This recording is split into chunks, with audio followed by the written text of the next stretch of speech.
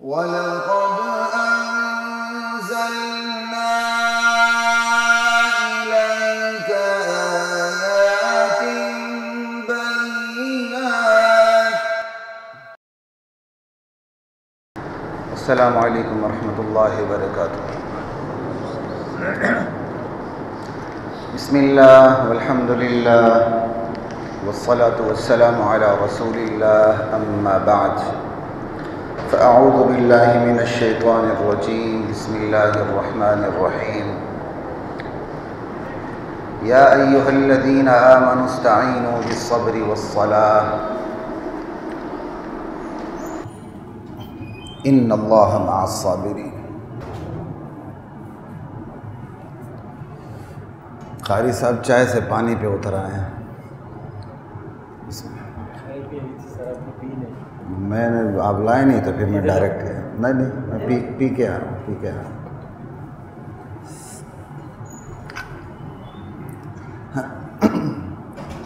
گزشتہ جمعے سے یہ بات چل رہی تھی.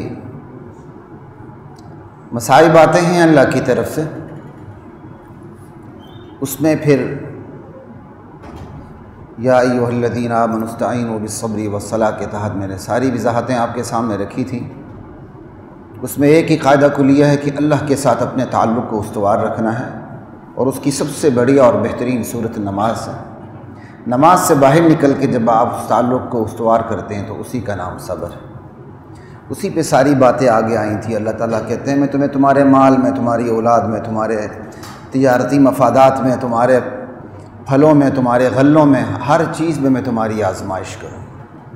ٹھیک ہے، اور دیکھوں گا کہ ثابت قدم کون رہتا ہے. ٹھیک ہے، اسی پہ پھر بات آئی تھی انا للہ و انا الیہ راجعون، کہ صابرین جب انہیں مصیبت پہنچتی ہے تو وہ یہ کہتے ہیں انا للہ و انا الیہ راجعون. اور پھر اس پہ میں نے آپ کے سامنے حدیث بھی رکھی تھی کہ ما من عبد تصیبہ مصیبہ فیقول انا للہ و انا الیہ راجعون اللہم اجرنی فی مصیبتی واخلف لی خیرا منہا الا اجرہ اللہ فی مصیبتہ واخلف لہ خیرا منہا. جس بندے کو بھی کوئی تکلیف پہنچتی ہے، مصیبت میں نے آپ کو بتائی تھی اردو میں آ کے وہ بلا بن گئی ہے، اور عربی میں ہر چھوٹی بڑی کوئی تکلیف ہو، کوئی بھی چیز آپ کو ناگوار گزرے اسے مصیبت کہہ دیتے ہیں. ٹھیک ہے، تو جس بندے کو بھی کسی ناگواری کا، مصیبت کا، تکلیف کا چھوٹی بڑی سامنا کرنا پڑے اور وہ کہہ دے انا للہ و انا الیہ راجعون، اور پھر یہ دعا کرے اللہم اجرنی فی مصیبتی، یا اللہ مجھے مصیبت پہنچی ہے، یا اللہ مجھے تکلیف پہنچی ہے، مجھے اس تکلیف کا بدلہ عطا فرما، یہاں بھی وہاں بھی. وَأَجُرْ وَأَخْلِفْ لِي خَيْرًا مِّنْهَا، مولا بدلہ بھی جو میں مصیبت میں کھو چکا ہوں اس سے بہتر عطا فرما. بندے مومن کے حسن ظن اور عقیدے کی انتہا ہے اللہ کے ساتھ. تو اللہ تعالیٰ نہ صرف مصیبت کا بدلہ عطا فرماتے ہیں بلکہ اس مصیبت میں کھوئی ہوئی چیز سے بہتر عطا فرما دیتے ہیں. اس کی راوی ام سلمہ ہیں، نبی علیہ السلام کی زوجہ مطہرہ. ان کے شوہر پہلے ابو سلمہ تھے، فوت ہوتے ہیں. انہوں نے یہ حدیث سن رکھی تھی، نبی علیہ السلام کی حدیث سن رکھی تھی تو پڑھتی رہتی تھی، لیکن ساتھ انہیں یہ سوچ بھی آتی تھی کہ میرے شوہر سے بہتر کون ہو سکتا، جس کے گھرانے نے سب سے پہلے نبی علیہ السلام کے حکم پر ہجرت حبشہ کی تھی. ہجرت مدینہ سے پہلے ہجرت حبشہ تھی. ان کے وہم و گمان میں نہیں تھا نبی علیہ السلام کا رشتہ پہنچا ان کے گھر. تو انہوں نے پھر آگے سے کہا یا رسول اللہ میری بیٹی بھی ہے، میں غیور بھی، مطلب آپ کی ازواج کافی ہیں تو کہیں میں غیرت نہ کھا جاؤں، کہیں سوکن پناہ نہ آ جائے، اور میں بیٹی بھی. کہا بیٹی کا اللہ بندوبست کر دے گا، غیرت اللہ ختم کر دے گا. غیرت کے لیے دعا کرو، اللہ وہ غیرت ختم کر دے گا جو حد سے بڑی ہوئی ہوتی ہے. یعنی نبی علیہ السلام کا رشتہ پہنچا تو ایک قسم کا انکار تھا کہ یا رسول اللہ میرے ساتھ تو یہ معاملات ہیں. پھر جب دوبارہ پیغام آیا تو ہاں ہو گئی. کہا ہو گئی. ام المؤمنین بن گئی اس دعا کی بدولت۔ آج ہم اتنے کمزور ہیں، جب ہم مصیبت میں پڑتے ہیں تو جنجلا اٹھتے ہیں، نعوذ باللہ لوگ اللہ کو برا بلا کہنے لگتے ہیں۔ مجھے آج بھی وہ موقع نہیں بھولتا کہ میں اپنے مسجد مدرسے کے باہر کھڑا تھا جہاں میں پڑھتا رہا ہوں، وہاں ایک خاتون سامنے سے گزری، بڑی ادھیڑ عمر تھی، اور یہ کہتے ہوئے جا رہی تھی دے اللہ ان کو اور دے، دے اللہ ان کو اور دے، یعنی اس کے ساتھ کوئی ناگواری پیش آئی تھی تو کہہ رہی تھی ان کو اور دے تو، جنہوں نے میرے ساتھ، اور اتنے سخت الفاظ میں، اتنے سخت لہجے میں وہ کہہ رہی تھی کہ میں آج بھی مطلب ابھی میں سوچتا ہوں تو گھبرا جاتا ہوں کہ کس طرح اس نے یہ کہا۔ ہم بہت کمزور لوگ ہیں، جنجلا اٹھتے ہیں، اللہ کے بارے میں برا گمان رکھتے ہیں۔ اللہ کے لیے کیا مشکل ہے، بندے کے وہم و گمان میں نہیں ہوتا اس مصیبت کا اللہ یوں بدلہ عطا فرما دیتے ہیں۔ تو اس پہ پھر یہ بات بھی آپ کے سامنے ساری آئی تھی، یہ محض دو بول نہیں ہے، صرف دو جملے نہیں ہیں۔ مصیبت پہنچی انا للہ و انا الیہ راجعون، جیسے ہم نے لا حول ولا قوۃ، اس کو ہم نے مذاق بنا لیا۔ ہماری سوسائٹی نے لا حول ولا قوت کو مذاق بنا لیا، لا حول ولا قوت الا باللہ۔ آپ دیکھتے نہیں ہیں لوگ اس کو باقاعدہ، یہ جو بہروپیے ہوتے ہیں، یہ جو بانڈ ٹائپ کے لوگ ہوتے ہیں، یہ کس انداز سے لا حول ولا قوت پڑھتے ہیں، اس کو، اس جملے کو مذاق بنا لیا ہے، حالانکہ یہ جملہ کتنا قیمتی ہے۔ لا حول ولا قوت الا باللہ، لا حول علی المعصیہ ولا قوت علی الطاعہ الا باللہ، معصیت سے پھرنے کی مجھ میں ہمت نہیں، طاعت پر آنے کے میرے پاس قوت نہیں، یہ سب کچھ اللہ کی وجہ سے ہے۔ اللہ کی مدد ہوگی گناہ سے پھر پاؤں گا، اللہ کی مدد ہوگی اطاعت پہ آؤں گا۔ کتنا بڑا جملہ یہ، لا حول ولا قوت الا باللہ العلی العظیم۔ تو یہ صرف دو جملے نہیں، انا للہ و انا الیہ راجعون، اللہم اجرنی فی مصیبتی واخلف لی خیرا منہا، اس کے پس منظر میں ایمان ہے، عقیدہ ہے۔ اس پہ میں نے 4 چیزیں آپ کے سامنے رکھی تھی۔ انا للہ، ہم سب اللہ کے مملوک، اللہ ہمارا مالک، جو ہمارے پاس ہے وہ ہمارا ہے نہیں، اس نے مجازی طور پر دیا ہے، تو جو دیا تھا امانت تھی وہ لے گیا۔ پھر انا للہ، ہم سب اللہ کے ہیں، رشتہ اسی کے ساتھ ہے، تو سب سے بڑا رشتہ ماں باپ سے بھی بڑھ کر اسی کے ساتھ، حتیٰ کہ نبی سے بھی بڑھ کر اسی کے ساتھ، حتیٰ کہ امام الانبیاء سے بھی بڑھ کر رشتہ کس کے ساتھ ہے؟ اللہ کے ساتھ ہے۔ کیوں؟ اللہ کے حکم پہ ہم نے نبی کو نبی مانا ہے، اللہ کے حکم پہ ہم نے نبی کو آخری نبی مانا ہے، نبی کو آخری نبی نہیں مانا، آخری نبی کو آخری نبی مانا ہے۔ اور اگر اس کے بعد کسی اور نبی نے آنا ہوتا، نبوت کا سلسلہ جاری ہوتا، عمر فاروق نبی ہوتے، ہم عمر فاروق کو بھی نبی مانتے، لیکن آج ہم عمر فاروق کو نبی نہیں مانتے، صحابی مانتے ہیں، عشرہ مبشرہ میں سے مانتے ہیں، اور فضیلت میں بھی اور خلافت میں بھی خلیفہ دوم مانتے، خلیفہ ثانی مانتے ہیں۔ کس وجہ سے مانتے ہیں؟ اللہ کے رسول کی وجہ سے۔ اور اللہ کے رسول کی کیوں مانتے ہیں؟ اللہ کی وجہ سے۔ تو سب سے بڑا رشتہ اللہ کے ساتھ، اللہ نے جتنے پیغمبر بھیجے اس پہ ایمان، آگے نہیں بھیجے نہ بھیجنے پہ ایمان، آخری بھیجا آخری بھیجنے پہ ایمان، جو پہلا بھیجا پہلے بھیجنے پہ۔ تو سب سے بڑا رشتہ تو اللہ کے ساتھ ہے، سمجھے؟ باقی سارے رشتے اس کے نیچے ہیں۔ تو بندے کو اس حقیقت کا بھی پتہ چلے تو پھر اسے سکون ملتا ہے کھوئی ہوئی چیز پہ۔ پھر وَإِنَّا إِلَيْهِ رَاجِعُونَ، جو چیز کھوئی ہوئی ہے وہ عارضی طور پہ کھوئی ہے۔ جس چیز سے ہم جدا ہوئے ہیں، کسی کا باپ گیا، کسی کی ماں گئی، کسی کا بیٹا گیا، کسی کی بہن گئی، کوئی بھی گیا، بڑے بڑے رشتے چلے جاتے ہیں۔ خود میرے والد دنیا سے گئے، میں بلا نہیں پاتا، تنہائی میں آج بھی بیٹھتا ہوں تو میں رو پڑتا ہوں، برداشت ہی نہیں ہوتا۔ لیکن وہی بات ہے، یہ ساری جدائیاں عارضی ہیں، یہ ساری مصیبتیں عارضی ہیں، ہم نے اللہ کے پاس جانا ہے، یہ ساری کھوئی ہوئی چیزیں واپس مل جائیں گی۔ یہ 4 عقیدے جس کے ہو جائیں تو انا للہ و انا الیہ راجعون کی قیمت تب بنتی ہے جب بندہ ان 4 عقیدوں کو کم سے کم ذہن میں رکھتے ہوئے پڑھتا ہے، انا للہ و انا الیہ راجعون، تو اندازہ کیجئے اس کے اندر کتنی قوت آئے گی، کتنا اعتماد بندے کے اندر پیدا ہوگا، اور اللہ سے کتنا تعلق اس کا استوار ہو جائے گا، اور اللہ پہ کتنا یقین ہوگا۔ اور اللہ کا فرمان ہے انا عند ظن عبدی بی، میں اپنے بندے کے گمان کے ساتھ ہوتا ہوں، بندہ جیسا گمان رکھتا ہے ویسا سلوک رکھتا ہوں۔ جب یہ چار عقیدے ہوں گے تو گمان کس انتہا پہ ہوگا، اچھا گمان، اچھا یقین کس انتہا پہ ہوگا۔ لا الہ الا اللہ، یہ تو تھی انا للہ پہ بات، آگے جو بات ہے اس کے بارے میں بھی سن لیں۔ اللہم اجرنی فی مصیبتی واخلف لی خیرا منہا، اے اللہ مجھے تکلیف پہنچی، مجھے میری مصیبت کا بدلہ دے۔ آپ چھوٹے بچوں کو نہیں دیکھتے ہیں، وہ آپ سے چیز چھین کے بھی کھا لیتے ہیں، آپ منع بھی کریں گے نا، ان کو پتہ ہے یار یہ تو اس کے ساتھ تو رشتہ میرے باپ کا۔ میرا چھوٹا بچہ ہے، شاید ابھی تھوڑی دیر تک آ جائے گا، وہ ایک دن بڑے پیار میں آ کے کہتا ہے آپ میرے بیٹے ہیں تو کہتا ہے آپ میرے بیٹے ہیں، یعنی جان بوجھ کر یہ نہیں کہ اس نے غلطی کی ہو، یعنی پیار کرتے کرتے جب وہ انتہا پہ پہنچا تو اس کو کوئی چیز نہیں ملی، اس نے فطرت کے مطابق بات کی، کیونکہ باپ سے زیادہ رشتہ بیٹے کے ساتھ ہوتا ہے۔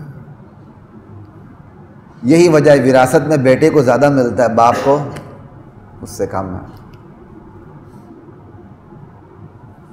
لا الہ الا اللہ، اس نے کہا میرے بیٹے ہیں، تو جو پھر رشتہ اللہ کے ساتھ ہو وہ کس انتہا پہ ہوگا۔ مصیبت پہنچی میری گناہوں سے، میرے گناہوں سے، پھر بھی میں اللہ کے در پہ کھڑا ہوں، یا اللہ پہنچی مصیبت، میری شامت اعمال ہے لیکن اس کا بدلہ بھی دے دے۔ یعنی اللہ سے تعلق کی انتہا نہیں ہے کہ میرے گناہوں سے مجھے تکلیف پہنچی، میں اس تکلیف پر بھی کس سے اجر مانگ رہا ہوں اور اس سے بہتر مانگ رہا ہوں۔ لا الہ الا اللہ اللہ۔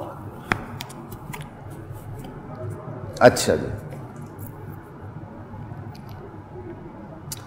اب یہاں جو ہے اللہم اجرنی فی مصیبتی واخلف لی خیرا منہا، اس سے کیا کیا چیزیں سامنے آ رہی ہیں دیکھیں۔ اے اللہ مجھے تکلیف پہنچی، مجھے تکلیف کا بدلہ دے، اور بدلہ بھی اس تکلیف سے بہتر دے، جو تکلیف میں مصیبت میں جو چیز میں نے کھوئی اس سے بہتر دے۔ ٹھیک، اس میں سب سے پہلا عقیدہ کیا سامنے آتا ہے کہ اللہ ہی قادر مطلق ہے، ان اللہ علی کل شیء قدیر کا عقیدہ سامنے آتا ہے۔ یہ مصیبت بھیجی بھی کس نے؟ اللہ نے۔ یہ مصیبت ٹالے گا بھی کون؟ اللہ۔ اس مصیبت کا بہترین بدلہ بھی کون دے گا؟ اللہ۔ سب سے پہلے یہاں عقیدہ یہ بنتا ہے کہ قادر مطلق اللہ ہے، ایک عقیدہ۔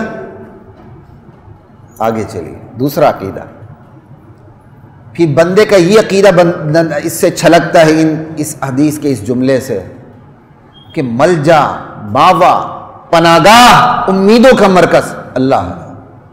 حالانکہ مصیبت اسی نے پہنچائی ہے اور واپس اسی کے در پہ کھڑے ہیں۔ دنیا میں کوئی آپ کو مصیبت دے تو آپ اس کے پاس جائیں گے؟ کوئی کسی نے تکلیف دی اور آپ چلے جائیں بھائی آپ نے تکلیف دی دور کر دو، وہ ایک الگ سچویشن ہوتی ہے۔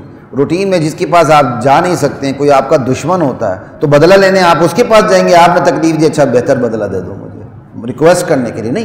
ایک ہے مطالبہ کرنا، وہ ایک الگ چیز ہے کہ آپ نے مجھے تکلیف دی ہے، اس کی تلافی آپ نے کرنی ہے، وہ مطالبہ جائز بھی ہے۔ ایک ہے ریکویسٹ کرنا، آپ ریکویسٹ تو نہیں کریں گے نا، ریکویسٹ تو بیچارہ بڑا عاجز فقیر ہی کرے گا، وہ تو بیچارہ ہر جگہ ریکویسٹ کرتا ہے۔ جو یہاں اقتدار میں ہوتا ہے وہ تو عدالت میں بھی آ کے ٹانگ پہ ٹانگ رکھ کے بیٹھتا ہے، جو یہاں با اختیار ہوتا ہے تو وہ تو عدالت میں بھی ٹانگ پہ ٹانگ رکھ کے بیٹھتا ہے، وہ اس کو سامنے والا کھڑا نہیں کر سکتا کہ تو اس وقت ملزم میں کھڑے ہو جاؤ۔ ہماری تو یہ اوقات رہ گئی ہے، پھر ہم کہتے ہیں ہم ترقی کریں گے۔ عجیب بات ہے، آپ بے گناہ ہو یا گناہگار ہو وہ ایک الگ مسئلہ ہے، لیکن جب آپ عدالت میں آئیں تو کھڑے ہو جاؤ، ملزم بن کے کھڑے ہو جاؤ۔ آپ پیشی پہ آئیں، آپ کسی میٹنگ میں تشریف نہیں لائے۔ لا الہ الا اللہ۔ یہاں آپ ایک آوا بگڑا ہوا ہے، اشرافیہ کے لیے قانون اور ہے، غریبوں کے لیے قانون اور ہے، اشرافی کے لیے اپلیکیشن اور ہے، غریبوں کے لیے اس کی اپلیکیشن اور ہے۔ اشرافی سے تو جی حضور کر کے ہم پوچھتے ہیں، جی حضوری کرتے ہوئے اس سے پھر پوچھتے ہیں ماشاءاللہ۔ انا للہ و انا الیہ راجعون۔ بندی کو پتہ ہے یہ مصیبت بھیجی بھی اللہ نے، اسے ٹال بھی اللہ سکتا ہے اور اس سے بہتر بدلہ بھی۔ یہ عقیدہ ہے کہ مصیبت اللہ نہ بھیجتا تو کبھی بھی نہیں آتی، پھر بھی اس کے در پہ جا کے کھڑا۔ پہلا عقیدہ تو یہ قادر مطلق اللہ، اور دوسرا عقیدہ یہ ہے کہ مصیبت بھیجی اسی نے، پھر بھی میری امیدوں کا مرکز وہی اللہ جس نے مصیبت بھیجی ہے، میری پناہ گاہ وہی اللہ جس نے مصیبت بھیجی ہے، میرا ملجا اور ماوا وہی اللہ جس نے یہ مصیبت مجھ پہ بھیجی ہے۔ کتنی بڑی بات ہے۔ بندے کا شعور بیدار ہو نا ان عقیدوں کے بارے میں، پھر دعا میں طاقت آتی ہے، وہ دعا پھر پرواز کرتی ہے، کہیں درمیان میں فاصلہ نہیں ہوتا، سیدھے عرش معلیٰ پہ جاتی ہے، کوئی بیریئرز نہیں ہوتے اس کے لیے۔ یہ بیریئرز ہوتے اس لیے ہیں، ہم نے خود بیریئر ڈالے ہوتے ہیں درمیان میں کہ میری دعا تو اللہ سنتا ہی نہیں ہے، ہاں فلاں شخصیات ہے اس کی موڑتا ہی نہیں ہے۔ یہاں تو لوگ ککڑ دے کے پتر لیتے ہیں، وہ پتر اتنا سستا ہے کہ ککڑ کے بدلے میں پتر ملتا ہے اس کو۔ انا للہ و انا الیہ راجعون۔ کیا ککڑ تھے کیا پتر، وہ پتر اتنا سستا ہے، ادھر کہتے ہیں کہ یہ ہٹاتے نہیں بکتے، ادھر جناب لی ککڑ دے کے پتر لیتے ہیں۔ انا للہ و انا الیہ راجعون۔ قادر مطلق اللہ، اس قادر مطلق نے مصیبت بھیجی، اس کے باوجود امیدوں کا مرکز بھی اللہ۔ دو عقیدے ثابت ہو گئے، سمجھ آئی۔ اور اس کے بعد تیسرا عقیدہ، امیدوں کا قادر مطلق بھی اللہ، امیدوں کا مرکز بھی اللہ۔ تو یہ دو عقیدے رکھتے وہ کسی اور کے پاس نہیں جا رہا، کس کے پاس آ رہا؟ اللہ ہی کے پاس، کہ وہ مصیبت بھی پیش کس کی بارگاہ میں کر رہا ہے۔ حالانکہ یہ تیسرا عقیدہ پہلے سے دونوں سے جڑا ہوا ہے، اس کے باوجود اس کو الگ سے اس لیے بیان کر رہا ہوں۔ آج ہم منہ سے کہہ دیتے ہیں ان اللہ علی کل شیء قدیر، آج ہم زبان سے کہہ دیتے ہیں کہ امیدوں کا مرکز اللہ، لیکن جب مصیبت آتی اللہ کو چھوڑ کر اللہ کی بے اختیار مخلوق کے پاس پہنچ جاتے ہیں اور ان سے وہ حاجات طلب کرتے ہیں جو صرف اللہ سے کرنے چاہیے۔ بیٹا نہیں ہو رہا، اللہ کے در کو چھوڑ کر کسی کے پاس چلے جائیں گے۔ بیماری سے شفا نہیں مل رہی، اللہ کے در کو چھوڑ کر کسی کے در پہ جا کے کوئی مٹی کھائیں گے، کوئی نمک کھائیں گے، کوئی سرکاری نل کا گٹر کا ملا ہوا جب وہاں پہنچتا ہے تو وہ آب حیات بن جاتا ہے، زمزم سے بھی قیمتی بن جاتا ہے، وہ پینے لگ جاتے ہیں۔ یہ مسلمان ہیں جنہیں دیکھ کے شرمائے یہود، وہی سرکاری پانی ہر چیز سے آلودہ ہو کے کسی خاص مقام پہ پہنچا ہوتا ہے تو وہ آب حیات ہو جاتا ہے، اس کی قدر آب زمزم کی طرح ہونے لگتی ہے۔ وہی نمک جسے آپ بازار سے نہیں خریدتے ہیں، آپ کیا کہتے ہیں وہ پنک نمک کے پیچھے دلی دروازے میں گھوم رہے ہوتے ہیں، وہی بازار کا گھٹیا نمک کسی خاص مقام پہ آ کے پہنچ جاتا ہے تو انگلیاں لگا لگا کے اس کو کیا کہتے ہیں کھا رہے ہوتے ہیں۔ اس کو پتہ ہوتا ہے 1,00,000 انگلیاں تو پہلے بھی اس کو چاٹ چکی ہیں، ہر ایک کا تھوک ملا ہوا ہے، اس کے باوجود اس کو بابرکت سمجھ کے چاٹتے ہیں۔ تو کیا مطلب ہو گیا؟ اللہ کے در کو چھوڑا، اللہ کے در کو چھوڑا۔ آپ پہ مصیبت آئی، آپ نے اللہ کے در کو چھوڑ دی، کسی اور کے در کے پاس چلے گئے۔ آپ نے کسی کے پانی کو وہ مقام دیا جو زمزم کا مقام ہے، آپ نے کسی کے گھر کو وہ مقام دیا جو کعبے کا مقام ہے، کعبے کے گرد پھیرا ہوتا ہے، طواف ہوتا ہے، آپ نے مخلوق کے گھر کے گرد طواف شروع کر دیا۔ اور یہ ہوتا ہے، یہ ہوتا ہے۔ جمعرات ہو، شب جمعہ ہو، کسی بھی بڑے مزار پہ چلے جائیں، مرد کم ملیں گے، عورتیں زیادہ ملیں گی، ہاتھ میں تسبیح ہوگی اور اس قبر کے گرد طواف کر رہے ہوں گے۔ چاہے اس کو وہ طواف کا نام نہ دیں، وہ ہے کیا؟ مجھے بتائیں نا، وہ ہے کیا؟ وہ طواف ہی تو ہے۔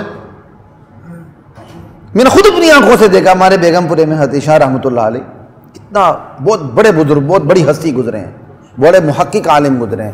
لاہور میں جن بزرگان کے بارے میں آتا ہے کہ واقعی محقق بزرگ ہیں اور یہ بزرگوں کے بزرگ ہیں، ان میں سر فہرست حضرت شاہ رحمۃ اللہ علیہ ہیں، جو بیگم پورہ میں ان کا مزار ہے۔ شاید اتنا بڑا مزار پورے پاکستان میں کہیں نہیں ہے۔ ان کا جو مقبرہ ہے، ایریا کم ہے لیکن مقبرہ بہت بڑا ہے۔ وہاں میں نے خود، یہ بیگم پورے میں UAT کے پاس بغبان پوری کی طرف جاتے ہوئے راستے میں، وہاں میں نے اپنی آنکھوں سے دیکھا، کیونکہ سامنے ہی ہمارا گھر ہے۔ باقاعدہ عورتیں تسبیح ہاتھ میں لے کے طواف کرتی ہیں، پورا طواف کرتی ہیں، جبکہ عورتوں پر لعنت ہے کہ وہ قبروں پہ جانا۔ لعن رسول اللہ صلی اللہ علیہ وسلم زائرات القبور، قبروں پہ جانے والی عورتوں پر اللہ کے رسول نے لعنت بھیجی ہے۔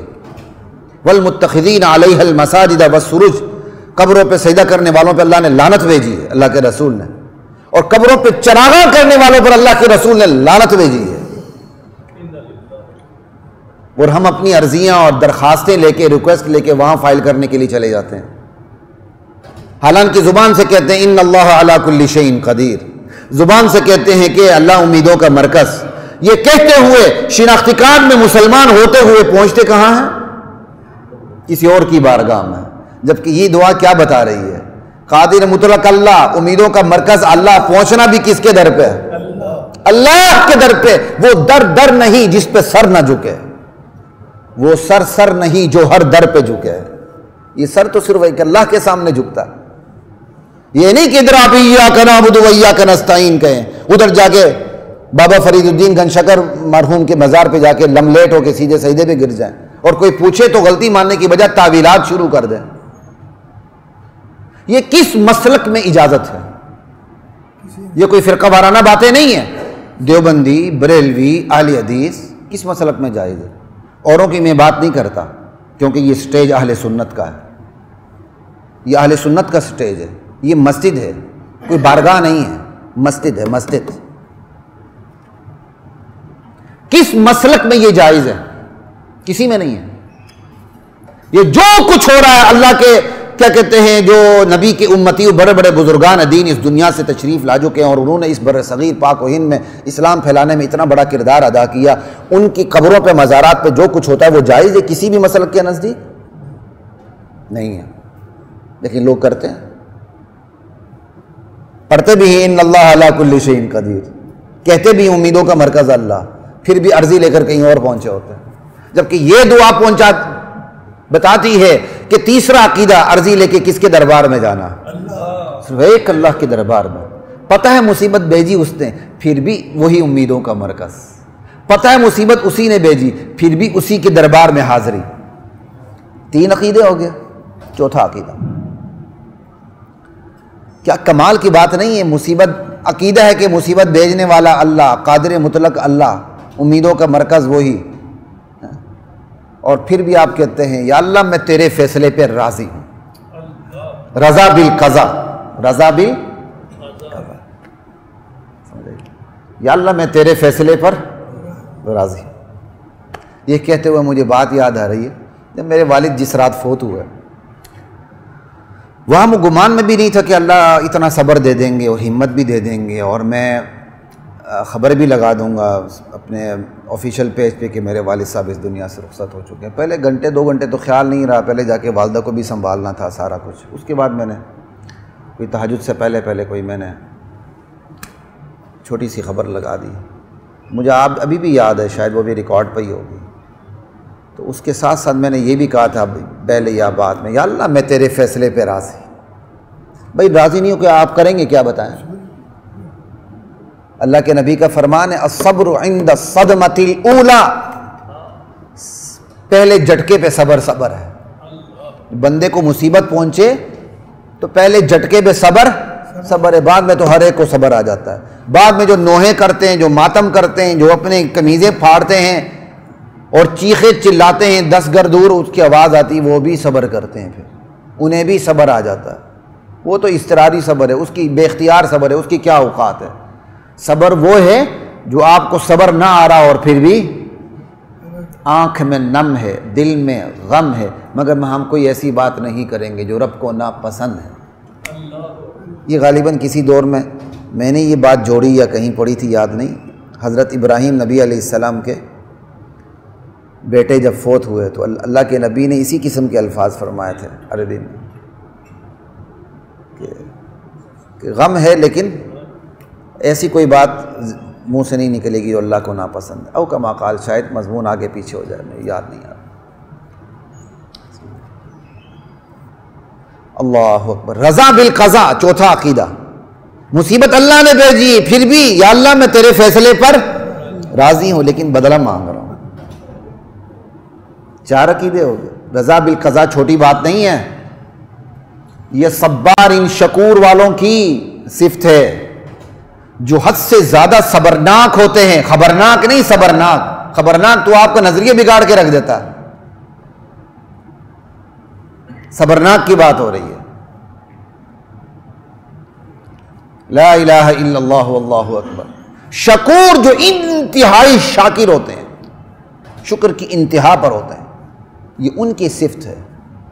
بڑی سے بڑی مصیبت آئی، یا اللہ اتنی بڑی مجھے تکلیف پہنچی، لیکن یا اللہ تو پروردگار ہے، تیرے ہر حکم، تیرا کوئی حکم حکمت سے خالی نہیں، میں تیرے فیصلے پہ راضی، اسی لیے تو پہنچا ہے واپس بدلہ لینا۔ کتنے عقیدے ثابت ہو گئے؟ 4 کے 5؟ 4۔ 5واں حسن الظن باللہ، اللہ کے ساتھ اچھا گمان، اللہ کے ساتھ اچھا گمان ثابت ہو رہا۔ فیصلہ تو ہے اللہ کا، لیکن دل میں یہ نہیں کہ اللہ نے یہ برا فیصلہ کیا ہے، دل میں یہ یا اللہ مجھے تکلیف پہنچی، مجھے تو دکھ ہوگا کیونکہ چیز مجھ سے کھو چکی ہے، سمجھائی؟ لیکن یا اللہ تیرا فیصلہ غلط نہیں ہے، تیرا فیصلہ غلط نہیں ہے۔ ہاں تیرے در پہ حاضری اس لیے دے رہا ہوں، میں کمزور ہوں، میرے دکھ کا مداوع کر دے، مجھے اس کا بدلہ بھی دے دے۔ تیرا فیصلہ غلط نہیں ہے، تیرا ہر فیصلہ مبنی بر حکمت ہے، تو جہاں عزیز ہے وہاں حکیم ہے۔ 5 عقیدے ثابت ہو گئے، اللہ پہ اچھا گمان، کتنی بڑی بات ہے۔ اور 6واں عقیدہ، یہ سب کچھ ہوتے ہوئے قادر مطلق اللہ، سمجھائی؟ امیدوں کا مرکز بھی اللہ، عرضی پیش کرنا بھی اللہ کے پاس، رضا بالقضا، تیرے فیصلے پہ راضی، حسن ظن باللہ، اچھا گمان اللہ کے ساتھ۔ اور 6ٹھی بات، اب وہ اپنی عرضی کہہ رہا ہے، یا اللہ مجھے اس کا بدلہ دے، طلب الاجر، اور بدلہ بھی کہاں مانگ رہا ہے، یہاں بھی وہاں بھی، دونوں جگہ، ربنا آتنا فی الدنیا حسنہ وفی الآخرۃ حسنہ، یعنی مانگ بھی صرف اللہ سے رہا ہے، اللہ مجھے اس کا بدلہ دے، کسی اور سے اجر مانگ رہا ہے۔ 6 ثابت ہو گئے۔ 7واں بھی دیکھ لیں ذرا آپ، کہہ کیا رہا ہے، کتنی بڑی بات کر رہا ہے، وَأَخْلِفْ لِي خَيْرًا مِّنْهَا، یا اللہ اس مصیبت سے بہتر عطا فرما۔ اس کا مطلب وہ مصیبت کو بھی نعمت سمجھتا ہے، یہ حسن ظن کی انتہا ہے۔ یہ 7واں نمبر میں نے علیحدہ سے اس لیے سامنے رکھا ہے، یہ آتی حسن ظن کے اندر ہی ہے، لیکن حسن ظن کا پیک لیول دیکھیں، وہ مصیبت کو بھی نعمت کہہ رہا ہے۔ یہ خیرا منہا کے الفاظ ہیں، جن کو عربی گرامر کا پتہ ہے، یہ منہا کی جو ضمیر پروناؤن ہے، اس کا تعلق مصیبت کے ساتھ ہے۔ یا اللہ مجھے بہتر بدلہ، کس سے بہتر؟ اس مصیبت سے بہتر، تو مصیبت بھی تو بہتر ہوئی نا، اس سے زیادہ بہتر دے دے۔ خیر اسم تفصیل کا صیغہ، اس سے زیادہ بہتر دے دے۔ اس سے زیادہ بہتر کہتے ہوئے مصیبت کو بھی وہ بہتر ہی کہہ رہا ہے، نعمت کہہ رہا ہے۔ مصیبت بھی اللہ کی نعمت ہوتی، یاد رکھیں۔ ہاں ہم کمزور ہوتے ہیں، ہمیں اس نعمت کی حکمتوں کا پتہ نہیں ہوتا، ہم کمزور ہوتے ہیں، ہم مصیبت کو سہ نہیں سکتے، تو پھر ہم اللہ کے دربار میں جاتے ہیں، یا اللہ یہ نعمت تو ہے، مان لیا، لیکن یا اللہ اتنی ہمت نہیں کہ اس نعمت کو سہ سکیں، اس مصیبت والی نعمت کو راحت والی نعمت سے تبدیل فرما دیں۔ میں اپنے والد صاحب مرحوم کے درس میں بیٹھا تھا، ان سے میں نے یہ بات سنی تھی ایک دفعہ، کہتے ہیں ایک عالم دین نے تقریر کی، جناب علی بیماری اللہ کی بہت بڑی نعمت ہوتی ہے، سارا درس اسی پہ گزار دیا۔ جب وہ دعا ہونے لگی تو درمیان میں سے ایک بول اٹھا، حضرت میں بیمار ہوں، دعا کریں اللہ میری بیماری دور کر دے۔ گھنٹہ تو مولوی صاحب نے تقریر کی، بیماری اللہ کی نعمت ہے۔ اب جب دعا ہونے لگی تو ایک بندہ کہتا ہے میرے لیے دعا کریں اللہ میری بیماری دور کر دے، تو بھائی نعمت ہے تو نعمت تو پھر دور نہیں ہونی چاہیے۔ انہوں نے ہاتھ اٹھا کے دعا کی، یا اللہ اس کی بیماری کی نعمت کو اس کی صحت کی نعمت سے تبدیل فرما دے۔ اب ایک ڈاکٹر کہے حضرت میرے لیے دعا کے لیے کلینک اچھا چلے، تو میں کیا کہوں؟ یا اللہ مریض بڑھ جائیں، تو ڈاکٹر کا کلینک کب چلے گا؟ اور معذرت کے ساتھ آپ کی کمائی کب ہوگی؟ جب لوگ زیادہ لڑیں گے تو آپ کی کمائی ہوگی، ورنہ آپ کے پاس کیسے آئیں گے کیس لے گا؟ تو میں آپ کی کمائی کے لیے کیسے دعا کروں؟ بتاؤ مجھے۔ میں تو دعا ایسی کروں گا کہ آپ کنگال ہو جائیں گے۔ پھر تو یہی دعا ہوگی پھر، یا اللہ جو مریض ہیں ان کے پاس بھیج۔ یا اللہ جن کے جھگڑے ہو رہے ہیں وہ ان کے پاس بھیج دے. میں یہ نہیں کہوں گا یا اللہ جھگڑے زیادہ کر دیتا کہ وکیل کی آمدنی ہو, مریض زیادہ کر دیتا کہ ڈاکٹر کی آمدنی ہو. یہ نہیں ہوگا. سمجھے؟ لا الہ الا اللہ واللہ اکبر. یہ ہے یا اللہ مصیبت نعمت کہہ رہا ہے, وہ اقرار کر رہا ہے مصیبت بھی یا اللہ تیری نعمت ہے, لیکن اس نعمت کو سہنے کی میرے پاس ہمت نہیں. اس مصیبت کی نعمت کو راحت کی نعمت سے تبدیل فرما, بلکہ جو مصیبت مجھے دھچکا لگا ہے اس سے بہتر بدلہ عطا فرما مجھے. یہ حسن زن کا پیک لیول نہیں کہ دھچکا لگا ہے اور اس کے باوجود کہہ رہا ہے یہ بھی نعمت ہے. ام سلمہ سے پوچھے نا, ابو سلمہ شوہر فوت ہوتے ہیں, کتنی محبت تھی, اور وہ کہہ رہی کہ یہ بھی نعمت ہے, اس سے بہتر عطا فرما. اور کس کی پیروی میں کریں؟ چونکہ نبی نے فرمایا. عقل تسلیم نہیں کرتی, لیکن چونکہ نبی نے فرمایا. عقل کے خلاف نہیں, عقل سے ماورا ہے. انشاءاللہ اس پر بھی کبھی یہاں ڈیبیٹ کریں گے. ڈیبیٹ کیا کریں گے بتاؤں گا آپ کو. دینی مسئلوں پر ڈیبیٹ نہیں ہوتی, فیصلہ کن چیز ہوتی ہے. ڈیبیٹ تو اجتہادی مسائل میں کہیں ہو جاتی ہے, فیصلہ کن چیز ہے. عقل سے ماں بالاتر ہونا الگ چیز ہے, عقل کے خلاف ہونا الگ چیز ہے. لوگ اس کو مکس اپ کر دیتے ہیں. انشاءاللہ جب اسلام عقل سائنس پہ کسی وقت اس کو موضوع بنائیں گے تو اس پہ انشاءاللہ کھل کے بات کریں گے اللہ تعالیٰ نے چاہا. تو یہ ہیں 5-6 عقیدے. ان عقیدوں کو ذہن میں رکھتے ہوئے قادر مطلق اللہ, امیدوں کا مرکز اللہ, پیشی اسی کے دربار میں, رضا بالقضا تیرے فیصلے پہ راضی, اچھا گمان اللہ کے ساتھ, اجر کی طلب بھی اللہ سے, مصیبت کو نعمت قرار دیتے ہوئے اس کے در پہ حاضری. یا اللہ اس مصیبت کو راحت سے تبدیل فرما دے, اس سے بہتر بدلہ عطا فرمائے. اب بتائیں اس دعا کی کتنی بڑی قیمت. کیا یہ دعا رنگ نہیں لائے گی؟ کیا یہ دعا تبدیلی نہیں لائے گی؟ یہ تو اللہ کے نبی کا وعدہ ہے, تبدیلی لائے گی یہ دعا. اللہ. اب آگے بھی سنیں. اب اللہ تعالیٰ نے یہ, اللہ کے نبی نے یہ دعا سکھا دی, انا للہ و انا الیہ راجعون اللہم اجرنی فی مصیبتی واخلف لی خیرا منہا. آپ نے اس کو پڑھنا تو اس کے بھی 3 درجے ہیں پڑھنے کے, 3 درجے ہیں اس کے پڑھنے کے. سب سے اعلیٰ ترین درجہ یہ ہے کہ اس دعا کے جو معنی ہیں, جو میں آپ کو 2 جمعوں میں بتا چکا ہوں سارا, اور ابھی تک جو بتایا ہے, یہ آپ کے دل پہ نقش اور منقش ہو, عقیدے کا استحضار ہو, ذہن نشین ہو, آپ کے سب کانشیس میں نہ ہو, کانشیس کے اندر یہ چیز ہو. کانشیس میں اپنے شعور میں یہ چیز رکھتے ہوئے پھر زبان سے بھی ادا کریں. یعنی دل بھی چلے اور زبان بھی چلے, دل بھی چلے اور زبان بھی چلے. یہ سب سے بڑا درجہ ہے. اصل کام دل کا ہے. زبان چلنے سے وہ زبان ہی دل والے عقیدے کو طاقت دے رہی ہوتی ہے. اصل مسئلہ دل کا ہے, دل کے اندر یہ سارا عقیدہ ہے. زبان سے آپ ادا اس لیے کرتے ہیں کہ وہ دل والے عقیدے کو ہی آپ تقویت دیتے ہوئے اللہ کے سامنے اپنی عرضی پیش کر رہے ہیں. یہ سب سے بڑا درجہ ہے. اب اس کے دوسرے درجے کی طرف آتے ہیں.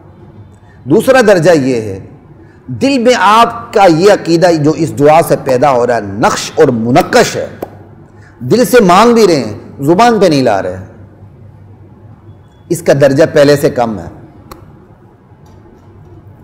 اس کا درجہ ہوتا ہے نا, کئی دفعہ بندے کو اتنی بڑی مصیبت پہنچی ہوتی ہے, وہ دل میں ہی اللہ کو فریاد کر رہا ہوتا ہے, وہ ہمت ہی نہیں کر رہا ہوتا کہ وہ زبان پہ. کئی لوگ مصیبت میں بالکل گنگ ہو جاتے ہیں نا, بولنا ہی ختم ہو جاتا. یہ دوسرا درجہ ہے. سمجھ آئی کہ دل پہ یہ عقیدہ نقش اور منقش ہے, دل سے فریاد ہو رہی, لیکن بندہ زبان سے فریاد نہیں کر رہا, دل جاری زبان جاری نہیں ہے. یہ دوسرا درجہ ہے. لا الہ الا اللہ. تیسرا درجہ بھی ہے. تیسرا درجہ یہ ہے, دل میں یہ عقیدہ سو اوپر نیچے ہے, وہ یعنی عقیدہ گہرائی میں پیوست نہیں ہے. چونکہ خاندانی مسلمان ہیں, ابا جی سے سن رکھا ہے, مسجد کے مولوی صاحب سے سن رکھا ہے, تھوڑا بہت عقیدہ بنا ہوا ہے, یعنی اس عقیدے میں جماؤ نہیں ہے, ٹھہراؤ نہیں ہے. مسلمان ہونے کے لیے جو عقیدہ ضروری وہ اتنا ہے, اس کے اندر وہ گہرائی نہیں ہے. اب نبی کا جو عقیدہ ہے وہ صحابی کا تو نہیں ہو سکتا نا اس گہرائی کا، اور جو صحابی کا عقیدہ ہے وہ اس گہرائی کا، تابعی کا عقیدہ بھی جو اس وقت کے لوگوں کے عقیدے میں گہرائی تھی آج ہمارے عقیدے میں وہ گہرائی، اور ایک بندہ براہ راست قرآن سے ایک چیز کنسیو کر رہا ہوتا ہے، اس کے عقیدے میں جو گہرائی ہوتی ہے وہ سننے والے کے عقیدے میں وہ گہرائی نہیں ہوتی. تو یہ گہرائی کا فرق ہوتا ہے. ٹھیک ہے. اب تیسرا درجہ یہ ہے کہ اتنا جماؤ تو نہیں، اتنی گہرائی تو نہیں، عقیدہ ہے پورا استحضار نہیں، اور زبان چل رہی ہے، زبان چل رہی ہے. عقیدہ اس پیک لیول پہ نہیں ہے، اس گہرائی پہ نہیں ہے، یعنی دل چل رہا ہے لیکن بڑا کم، مسلمان ہونے کی حد تک دل چل رہا ہے اور زبان پوری پوری رواں ہے. یہ تیسرا درجہ، یہ بھی ٹھیک ہے، لیکن یہ سب سے ادنا درجہ ہے. ایک چوتھی ممکنہ صورت بھی ہے، وہ کیا؟ وہ یہ کہ دل میں عقیدہ ہی نہیں ہے، سرے سے نہیں ہے کہ قادر مطلق اللہ، پیش اسی کے دربار میں سب کچھ کرنا ہے، وہی بگڑی بنا سکتا ہے، وہی بنی ہوئی چیز کو بگاڑ سکتا ہے، کوئی عقیدہ نہیں. چونکہ بس مسلمانوں کے گھر میں پیدا ہوئے ہیں، تعلیم پتہ نہیں کہاں جا کے پادریوں سے حاصل کی ہے، کہاں کہاں جا کے پھرتے رہے ہیں، کوئی اسلام پہ اعتبار نہیں، شناختی کارڈ میں مسلمان لکھا ہوا ہے، اندر عقیدہ بالکل نہیں ہے. باہر مجبوری ہے کیونکہ سوشل بائیکاٹ ہو جائے گا، لوگ کہیں گے یار یہ تو مسلمان ہی نہیں ہے، وہ باہر سے یہی پڑھتا ہے انا للہ و انا الیہ راجعون اللہم اجرنی فی مصیبتی واخلف لی خیرا منہا. عقیدہ دل میں نہیں ہے. تو یہ منافقت ہو گئی. یہ کیا ہو گئی؟ یہ مکروہ صورت. اور ایک پانچویں صورت بھی ہے، وہ بالکل سلبی صورت ہے. وہ یہ کہ دل میں عقیدہ بھی نہیں، زبان سے بھی جاری نہیں، بندہ ملحد ہے. وہ کہتے یار سیلاب ہے، کہتے شرم کرو، تم اس کو جا کر اللہ کے عذاب سے ملا رہے ہو. یہ تمہیں کس سے کہا اللہ کا عذاب ہے؟ اور یہ تو تمہاری نالائکی ہے اور کچھ بھی نہیں ہے. اور یہ تو بھائی فزیکل لا ہے، زمین ادھر اوپر نیچے ہو جاتی ہے، بارش 10 گنا زیادہ آ گئی، زیادہ پانی آتا ہے تو زیادہ بارش آتا ہے، زیادہ بارش آتا ہے تو زیادہ سیلاب آتا ہے. اب وہ علت معلول کا چکر ہے، افیکٹو کاز اور اس کے آرڈر کا چکر ہے، فزیکل لا کا چکر ہے، نیچر کا چکر ہے. اس نیچر کے پیچھے جو ہستی کام کر رہی اس کا کوئی پتہ، بندہ پورا کا پورا ڈٹائی سے ملحد ہے، یعنی پکا چٹا کافر ہے وہ. یہ پانچویں صورت ہے، نہ زبان سے نہ دل سے، اور بالکل ملحد ہے. وہ کہتے ہیں خواہ مخواہ یہ تو مولویوں کی باتیں، دقیانوسی باتیں ہیں کہ اللہ کا عذاب بھی اس صورت میں آ سکتا ہے. پورا قرآن بھرا ہوا ہے اللہ کا عذاب زلزلوں کی صورت میں بھی آتا ہے، سیلاب کی صورت میں بھی آتا ہے، اللہ کا عذاب دولت کی فراوانی کی صورت میں بھی آتا ہے، اللہ کا عذاب دولت کی تنگی کی صورت میں بھی آتا ہے، ساری صورتیں ہیں. لیکن یہ کہتا نہیں جس علت معلول کا چکر ہے، بس دنیا ایک فزیکل لا کے تحت گردش کر رہی، قانون قدرت. وہ قدرت بھی نیچر وہ اللہ کے ساتھ نہیں ملاتا. آج کل تو نیچر سے بھی اوپر ایک انرجی پر بات چلی گئی، بس کائنات میں ایک انرجی جو پورے کائنات کو چلا رہی ہے، اللہ تک بندہ نہیں پہنچتا. اللہ نے بندے کی فطرت بنا دی ہے، وہ ایک ہستی کے سامنے جھک کے رہے گا، اس کے بغیر اس کا گزارا نہیں. اللہ کے سامنے نہیں جھکے گا، نیچر کے سامنے جھکے گا. اللہ کے سامنے نہیں جھکے گا، انرجی کے سامنے جھک جائے گا. بایو گیس کے سامنے جھک گئے. بایو گیس بنی اس طرح تھی، لیٹرین سے بن گئی تھی. وہ اس پر تو عقیدہ لائے گا، پیچھے پس منظر میں جو سب سے بڑی ہستی وہاں تک وہ پہنچنے ہی نہیں پائے گا. یہ اللہ کا بہت بڑا عذاب ہے. اللہ میری اور آپ کی حفاظت فرمائے. دنیا میں صرف تکوینی قانون نہیں ہے، تشریعی قانون بھی ہے. یہ دنیا محض اس کے اندر کوئی فزیکل لا نہیں ہے. یہاں قانون آزمائش بھی ہے، یہاں قانون اخلاق بھی ہے، یہاں قانون مہلت بھی ہے، یہاں قانون مکافات عمل بھی ہے، یہاں قانون رحمت بھی ہے، یہاں قانون زحمت بھی ہے، یہاں قانون حکمت بھی ہے. یہ دنیا اللہ کی دنیا ہے، یہ اندھیر نگری نہیں، یہ اتفاقات کی دنیا نہیں. یہاں کوئی چیز نہ حسن اتفاق سے سامنے آتی ہے، نہ سوئے اتفاق سے سامنے آتی. کہتے نہیں اتفاق سے ایسا ہوا، یہ اتفاقات کی دنیا نہیں. یہاں جو کچھ ہو رہا ہے وہ سب سے بڑے منصوبہ ساز جو پلانر ہے اس کی مرضی سے ہو رہا ہے. جو نہیں ہو رہا اسی منصوبہ ساز کی مرضی سے نہیں ہو رہا. بارش نہیں آتی اسی کی مرضی سے نہیں آتی. بارش 10 گنا زیادہ آ کے بربادی پھیلا دیتی ہے، اسی کی مرضی سے آ کے اسی کی مرضی سے بربادی پھیلا دیتی ہے. یہاں تکوینی قانون کے ساتھ تشریعی قانون بھی چھلکتا ہے، خدا کا تکوینی قانون جو کن فیکون، جو شریعت کے علاوہ جو آپ کو نظر آ رہا ہے، یہ سارا تکوینی قانون ہے۔ تشریعی قانون جو میرے اور آپ جو لیگل اوبلیگیشنز ہوتی ہیں، یہ سارا تشریعی قانون ہے۔ لیکن جہاں خدا کا تکوینی قانون نظر آتا ہے وہاں اس کے اندر لیگل اوبلیگیشن کے جھلک بھی نظر آنے لگتی ہے، تشریعی قانون کی جھلک بھی نظر آنے لگتی ہے کہ تم نے یہ کام کیے تھے، نتیجے کے اندر خدا کا یہ تکوینی قانون حرکت میں آیا۔ تم نے یہ کام کیے تھے، نتیجے میں یہ زلزلے آئے، یہ بارشیں آئیں، یہ سیلاب آئے، یہ مصیبتیں آئیں، یہ سب کچھ پیچھے تشریعی قانون بھی ہے، تکوینی قانون بھی ہے۔ تکوینی قانون میں تشریعی قانون بھی کار فرما ہوتا ہے۔ لا الہ الا اللہ واللہ اکبر۔ اب یہ بات آ گئی مصائب کے اوپر، وقت کم ہے، 5-10 منٹ میرے پاس ہے، تو اس لیے آزمائشیں کیوں آتی ہیں اس کو میں انتہائی اختصار کے ساتھ، حالانکہ یہ پوری خود ایک نشست کا موضوع ہے، کبھی پھر کریں گے، لیکن اختصار کے ساتھ آپ کو بتا دیتا ہوں، کیونکہ سوشل میڈیا کا دور ہے، پوری جنریشن ایک سوشل میڈیا پہ شفٹ ہو چکی ہے، تو وہاں یہ سوالات ہوتے ہیں، اگلے کیا کہتے ہیں، حیران ہو جاتے ہیں کہ بھائی یہ کوئی کہتا عذاب ہے، کوئی کہتا عذاب نہیں، کوئی کہتا بس ایک نیچر ہے، ایک فزیکل لا ہے، یہ ہے ٹمکانا ہے شمکانا ہے۔ تو میں آپ کو تھوڑی سی اس کی تشریح کر دوں کہ اصل میں بات کیا ہے، تو ذرا غور سے سنیے گا۔ آزمائشیں جو ہیں، پہلی بات تو سننے کے دنیا جو ہے نا امتحان کے فلسفے پر قائم ہے۔ دنیا کس کے فلسفے پر قائم ہے؟ جب دنیا ہے ہی آزمائش اور امتحان کے فلسفے پر قائم، دار الامتحان، ایگزامینیشن ہال، تو یہاں آزمائشیں آئیں گی۔ اور دنیا میں جو آزمائشیں آئیں گی وہ صرف مصیبت کی شکل میں نہیں آئیں گی، ہم آزمائش کو مصیبت بھی سمجھ لیتے ہیں۔ دنیا میں جو آزمائشیں آئیں گی وہ دونوں صورتوں میں آئیں گی۔ فَأَمَّا إِذَا مَبْتَلَاهُ فَأَمَّا الْإِنسَانُ إِذَا مَبْتَلَاهُ رَبُّهُ فَأَكْرَمَهُ وَنَعَمَهُ فَيَقُولُ رَبِّي أَكْرَمَنِ۔ سورۃ الفجر ہے اور یہ 30واں سپارہ ہے۔ جب اللہ تعالیٰ کسی بندے کو آزمائش میں مبتلا کرنا چاہتے ہیں تو اس کو نعمتوں سے بھر دیتے ہیں، اس کا اکرام کرتے ہیں، نعمتوں کی برسات برسا دیتے ہیں، سمجھے؟ وہ کہتا اللہ نے میرا بڑا اکرام کیا۔ اللہ آزمائش کی ایک صورت اور لے آتے ہیں، اللہ آزمائش میں مبتلا کر کے اس سے رزق چھین لیتے ہیں، اس کے رزق کو تنگ کر دیتے ہیں۔ وہ کہتا اللہ نے مجھے ذلیل کر دیا۔ نہ پہلے دینا عزت دینا تھا، نہ بعد میں چھیننا ذلیل کرنا تھا۔ اصل میں دینا بھی امتحان تھا، نہ دینا بھی امتحان تھا۔ تو آزمائش کی دونوں صورتیں ہیں۔ آزمائش فراوانی کی صورت میں بھی آتی ہے، خوشحالی کی صورت میں، اور آزمائش مصائب کی شکل میں بھی آزمائشیں آتی ہیں۔ فوکس یہاں چونکہ اب آخری وقت ہے تو میں مصائب ہی کو فوکس کر کے بات کروں گا۔ یہ جو مصائب آتے ہیں، سیلاب آ گئے، بارشیں آ گئیں اور ہر طرف تباہی پھر جاتی ہے، تو یہ جو مصائب آتے ہیں یہ کیوں آتے ہیں؟ پہلی بات، مصائب بطور عذاب بھی آتے ہیں، مصائب بطور عذاب بھی آتے ہیں۔ پھر عذاب کی دو صورتیں ہیں۔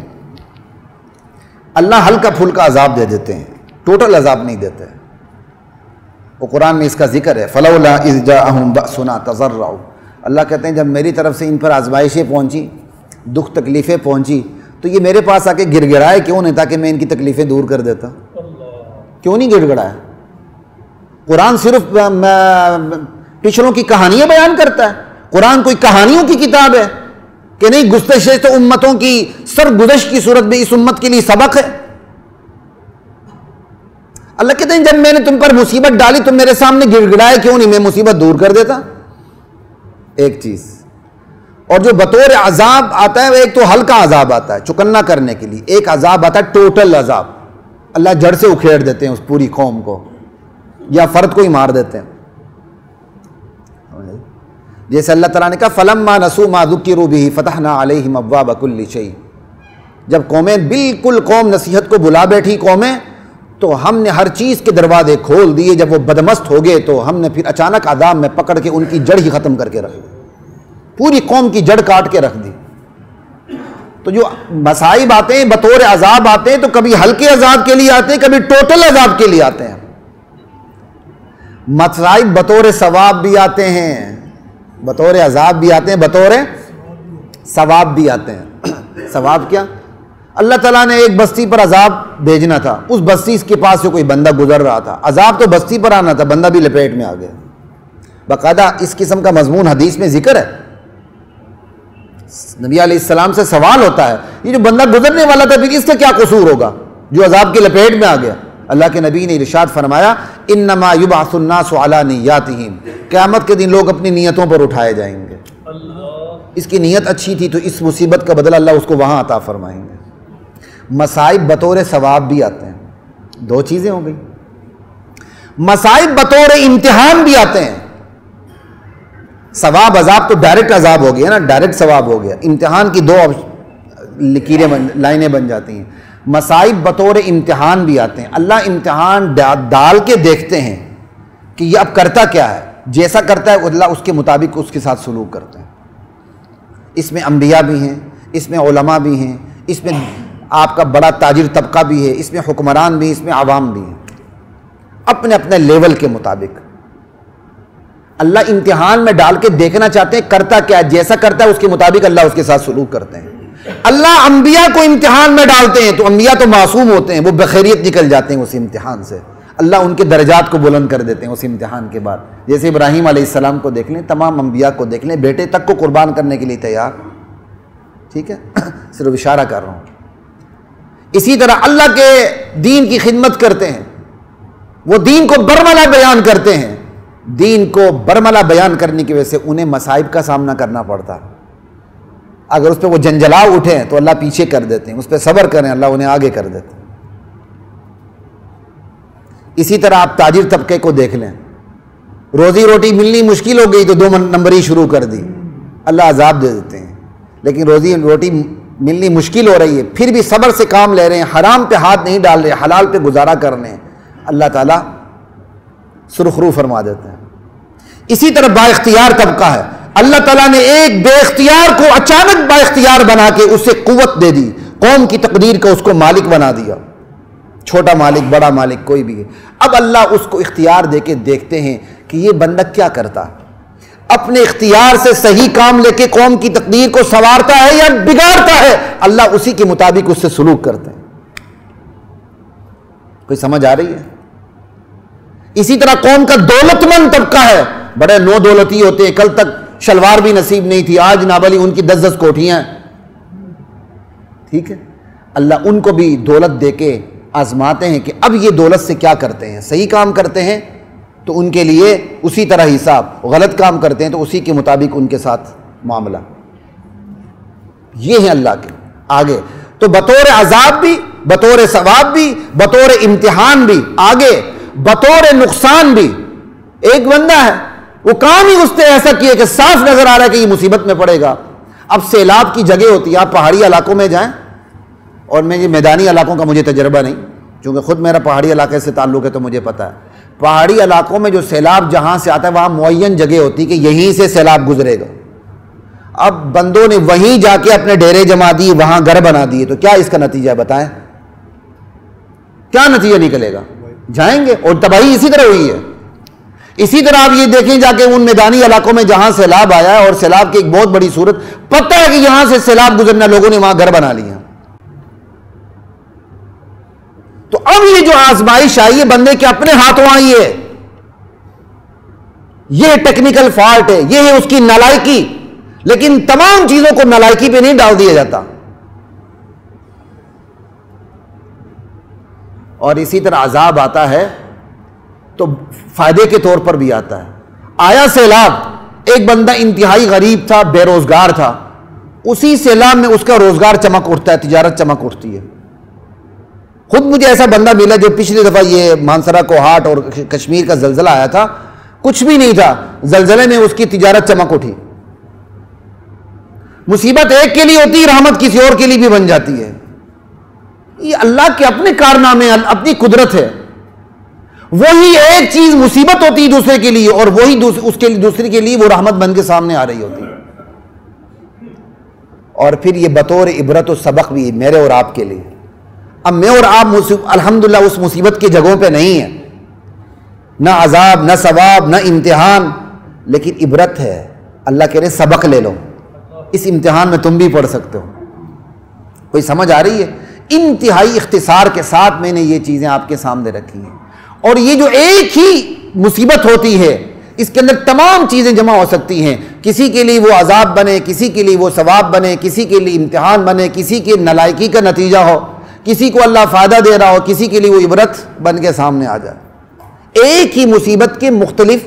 اچھا جی اگر عذاب ہی تھا تو اتنے بڑے بڑے ظالم فیوڈلز بیٹھے ہوئے ان پہ کیوں نہیں آیا؟ تو اللہ ہے، تو فیصلہ کرے گا کہ عذاب کس پہ آنا ہے کس پہ نہیں آنا۔ وہ اللہ تو کہتا ہے میں بہت سو کو معاف کر دیتا ہوں، بعضوں کو پکڑ لیتا ہوں۔